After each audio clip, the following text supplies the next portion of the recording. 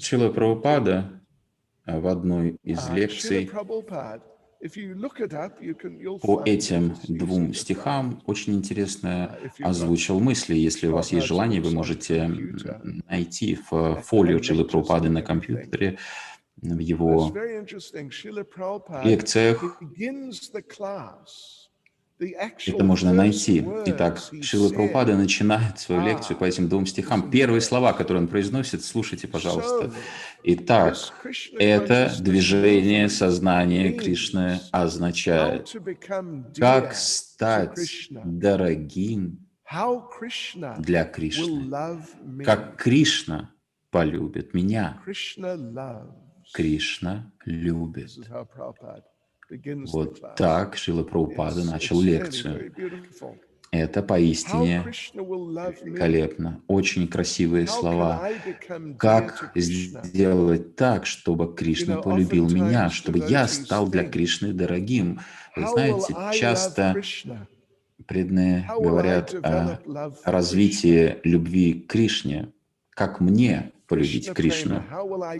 Как я могу обрести Кришна-прему? Что-то в этом духе. Это хороший вопрос, на самом деле, хорошее стремление, нормальное явление. Но если правильно понять постановку этого вопроса, то нужно принять во внимание построение фразы, которую звучит Шрила Прабхупада.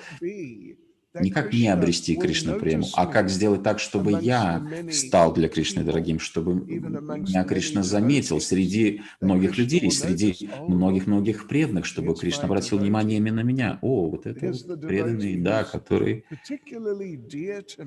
особенно дорог мне. Это нечто особенное. Как Кришна полюбит меня, как мне стать обожаемой личностью для Кришны, как стать той личностью, которой Кришна захочет общаться, будет испытывать влечение, пребывать в обществе этой личности. Вот в такому мы настроении пребывает этот преданный, будет думать Кришна. Он всегда думает о том, чтобы удовлетворить меня различными способами, потому что для нас любить Кришну, как полюбить Кришну, нам нужно понимать прежде всего, что в этом нет большой проблемы, потому что Кришна любит абсолютно всех, он помогает всем абсолютно разными способами, даже людям, которые ненавидят его. Он помогает всячески. Это чудесно, это потрясающе. Мы обычно думаем, какое благо я извлеку, какой интерес в этом для меня. Да? То есть мы отталкиваемся прежде всего от себя в том или ином действии, а Кришна так не думает.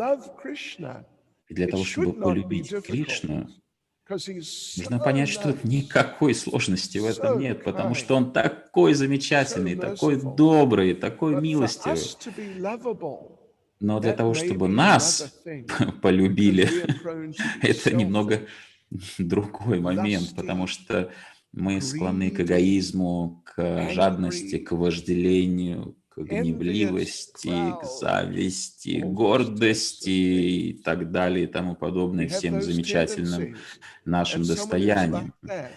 И как полюбить такую личность? Это нелегко. И вот именно этот момент озвучивается здесь Шрилой Прабхупадой.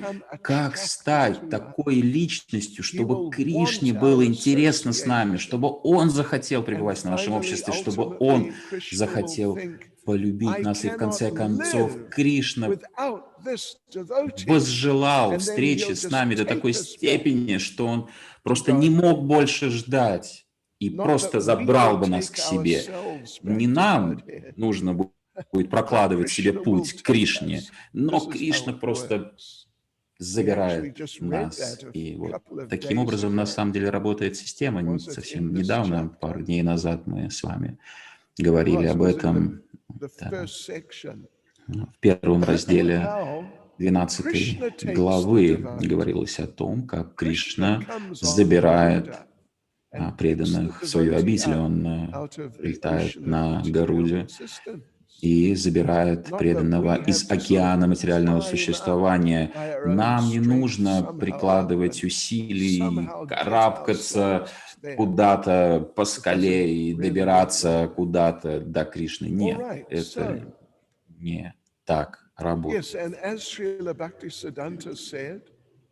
Как сказал Шрила Бхактисиданта, не пытайтесь увидеть Кришну, но действуйте таким образом, чтобы Кришна захотел увидеть вас, чтобы Кришна захотел увидеть вас, чтобы Кришна захотел находиться в вашем обществе.